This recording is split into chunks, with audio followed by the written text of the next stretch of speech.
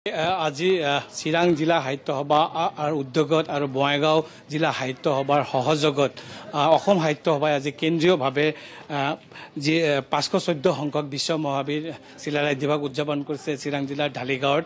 আৰু এই মুহূৰ্তত আমি দেখিছোঁ ৰাতিপুৱাৰ ভাগৰ পৰা কেইবাটাও কাৰ্যসূচী ইতিমধ্যে সাহিত্য সভাৰ পৰা ইতিমধ্যে সমাপন কৰিছে। পতাকা উত্তোলন স্মৃতি তৰ্পণ আদি কৰি আজিৰ এই সাহিত্য সভাৰ যি কেন্দ্ৰীয় বিশ্ব চিলাৰায় দিৱস উদযাপন কাৰ্যসূচী ইতিমধ্যে অসম সাহিত্য সভাৰ বিভিন্ন জিলাৰ প্ৰতিনিধিসকলে ইয়াত উপস্থিত হৈছে। ইয়াতে সাহিত্য সভাৰ কেন্দ্ৰীয় সম্পাদক প্ৰধান তেখেতেও আছে।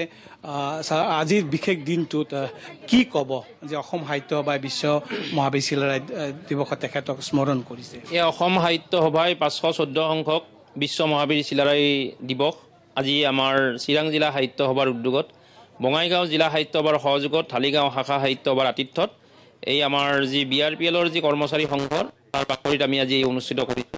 ইয়াৰ জৰিয়তে অসম সাহিত্য সভা আমি এটা বাৰ্তা দিবলৈ বিচাৰিছোঁ যে অসম সাহিত্য সভা আমি প্ৰধান সম্পাদক হিচাপে যেতিয়া আমি বিজয়ী হৈছিলোঁ হৈয়ে আমি সিদ্ধান্ত কৰিছিলোঁ যে অসম সাহিত্য সভাই কেৱল সাহিত্যিক বা বুদ্ধিজীৱী বা এইসকল ব্যক্তিৰে কেৱল অনুষ্ঠান নাপাতে, আমাৰ জাতীয় জীৱনলৈ যিসকল ব্যক্তিয়ে বৰঙণি আগবঢ়াই গৈছে, যিসকল আমাৰ জাতীয় জীৱনৰ নেতা, যিসকলে আমাৰ জাতীয় জীৱন গঢ়িছে, সেইসকল ব্যক্তিকো আমি শ্ৰদ্ধাৰে সুঁৱৰিম।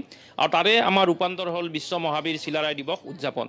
গতিকে এই বিশ্ব মহাবীৰ চিলাৰায় দিৱস উদযাপনৰ মাজেৰে আমি অসম সাহিত্য সভাই এই বাৰ্তাকে আমি দিবলৈ বিচাৰিছোঁ যে অসম সাহিত্য সভাই প্ৰতিটো জাতি জনগোষ্ঠীৰ ভাষা সাহিত্য সাংস্কৃতিক প্ৰবাহক একত্ৰিত কৰি এক বিশ্বমুখী আমি মহান অসমীয়া জাতি গঠনৰ আমি প্ৰয়াস কৰিছোঁ, য'ত আমাৰ প্ৰতিটো জাতি জনগোষ্ঠীৰ ভাষা সুৰক্ষিত হৈ থাকিব, সাংস্কৃতিক প্ৰবাহ সুৰক্ষিত হৈ থাকিব, য'ত আমি অসমীয়া জাতিটোৱে আমাৰ বৃহত্তৰ আমাৰ যি সংযোগী ভাষা অসমীয়া ভাষাক আমি স্বকীয় মহিমাৰে মহিমামণ্ডিত কৰিব পাৰিম। যদি আজি চিলাৰায় নাথাকিলহেঁতেন তেতিয়াহ'লে অসমীয়া জাতিয়ে হয়তো গঠন নহ'লহেঁতেন, আমাৰ পুৰণি যি অসমীয়া সাহিত্য এই অসমীয়া সাহিত্যৰ হয়তো বিকাশ হ'লহেঁতেন, গতিকে শংকৰদেৱে হয়তো বাচি নাথাকিলহেঁতেন।